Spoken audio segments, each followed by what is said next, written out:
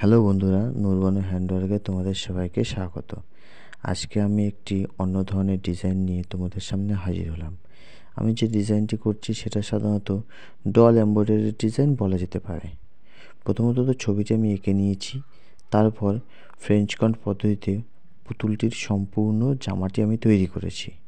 এরপর back stitch এবং French কট পদ্ধতিতে পুতুলটির মাথাটি তৈরি করেছি এবং ফেব্রিক দিয়ে গায়ের রঙটি বানিয়েছি। এরপর ফ্রেঞ্চ কট দিয়ে ফুলের খোপাটি তৈরি করলাম। তারপর আমি চুলটাতে একটু বেনুনির আকৃতি দিলাম, যাতে জিনিসটি দেখতে খুব ভালো লাগে। আপনারা দেখুন, খুবই সহজ পদ্ধতি কিভাবে আমি ডিজাইনটির উপরের অংশটি সম্পূর্ণ করছি।